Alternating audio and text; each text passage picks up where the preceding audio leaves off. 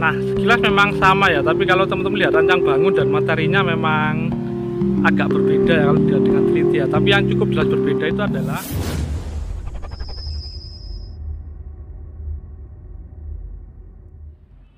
Rahayu, Rahayu, Rahayu.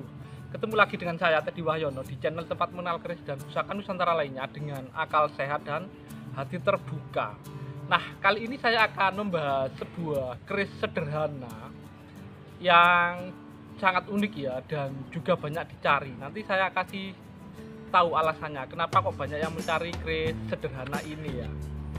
Nah, teman-teman sering bingung ya. Jadi kira-kira ini keris apa gitu loh. Ada yang bilang ini adalah keris Betok Sombro, ada yang bilang Betok Suro.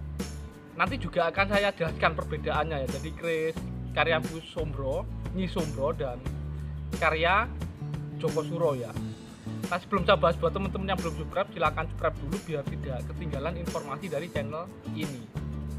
Nah, ini keris yang sederhana ya. Jadi cuma lurus, ganti polos, pejetan aja ya.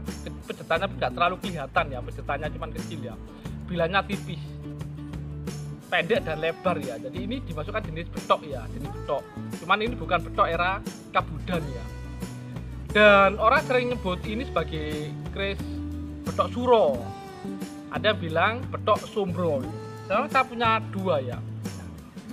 Sekilas mirip ya, tapi nanti tuh ada perbedaannya. Jadi yang satu ini Suro dan yang ini adalah karya Nyi Sombro ya.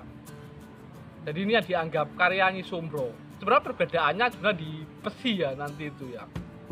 Di pesi. Nah, sekarang kita yang Betok Suro dulu ya. Teman-teman sering bingung ya. Kalau Betok Suro, jadi ini di pesinya ini ada lubangnya ya, ada lubang kayak jarum gitu ya. Dan ini konon fungsinya dulu untuk ngerentengi ya. Jadi Joko Suro itu bikin banyak ya. Jadi waktu perjalanan dari Blambangan ke Mojopahit waktu mencari ayahnya itu ya. Jadi bikin banyak untuk diberikan ke petani. Jadi petani yang menolong dia untuk menunjukkan arah ya, karena dia tahu banyak petani yang mungkin membutuhkan untuk acara sesaji di sawahnya ya. Upacara yang butuh sesaji biasa pakai istilah betok suro gini, betok semacam ini. Nah, untuk itu. Jadi bedanya cuma ini aja. Orang sering bilang yang ada lubangnya justru Sombro. Tapi itu kebalik ya kalau memang dari beberapa literatur dan cerita yang beredar di masyarakat kita ya. Jadi yang ada lubangnya ini adalah yang Betok Suro. Sekilas memang mirip ya. Kalau yang ini adalah Betok Sombro nyebutnya, karya Nyi Sombro. Kalau teman-teman lihat literatur sendiri, jadi Betok Sombro itu memang biasanya cuma sejengkal gini ya, hampir mirip dengan Betok Suro itu. Panjangnya cuma sejengkal dan lurus ya. Untuk keris Betok Sombro sendiri, jadi materinya biasanya pilihan, makanya sangat bagus ya. Jadi walaupun lama, ini bisa dibilang ya tetap pakai pamor ya, bahkan ada seloroknya, itu nggak ngelungkup, jadi nggak memisah antara selorok baja dengan saton atau pamornya itu ya. Jadi menyatu dengan bagus, karena konon materinya memang pilihan gitu loh. Nah, kalau yang Betok Sombro ini, jadi memang pesinya biasa ya, kayak pesi keris biasa ya, jadi nggak pakai lubang-lubangan kayak gitu, kayak pesi keris biasa, jadi seperti itu. Nah, sekarang alasannya, jadi kenapa kok Betok Sombro ini banyak dicari ya, termasuk juga Betok Suro ya, Betok Suro ya. Sekarang yang saya bahas adalah Betok Sombronya sendiri. Salah satunya adalah alasan esoteris ya, esoteris. Memang bentuknya sederhana, tapi kenapa banyak yang nyari ya? Karena memang konon dari cerita yang beredar, bahkan beberapa catatan yang beredar, Nyi Sombro itu terkenal keris-kerisnya itu dengan sisi esoterisnya ya. Dan konon yang sering dibawa istilahnya dulu, kalau zaman dulu itu yang membantu orang melahirkan atau dukun bayi itu adalah yang ada bilang brojol, bedok brojol kayak gitu ya.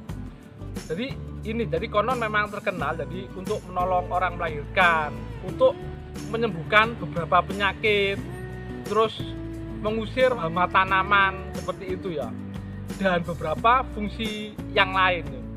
Jadi sekali lagi memang karena memang untuk Nyi Sombro sendiri memang terkenal untuk keris-kerisnya itu adalah sisi esoterisnya ya. Kalau bentuknya memang sangat sederhana ya. Ada yang seperti biasa ini, ada yang memang bentuk putut sajen. Beberapa ditemukan bentuk putut sajen untuk sombro. Tapi yang jelas nggak pakai lubang di besinya ya. Kalau yang pakai lubang itu adalah betok suro. Nah sekarang kita lihat lebih detail ya perbedaan dari keris besi betok suro sama betok sombro. Nah sekilas memang sama ya, tapi kalau teman-teman lihat rancang bangun dan materinya memang agak berbeda ya kalau dilihat dengan teliti ya. Tapi yang cukup jelas berbeda itu adalah besi ya. Nah yang ada lubangnya ini yang biasanya orang-orang nyebutnya yang betok suro ya, karya Joko Suro. Nah kalau yang ini adalah Nyi Sombro ya, yang dari Pajajaran ya, besinya besi biasa. Biasanya sih betok sombro ada yang ditemukan dari dedernya itu pakai putut, jadi keris sajen juga gitu loh. Jadi yang paling mencolok memang di bagian besi ya, jadi orang sering terbalik. Nah mungkin itu saja dari saya, semoga bermanfaat dan jangan lupa untuk like dan subscribe-nya.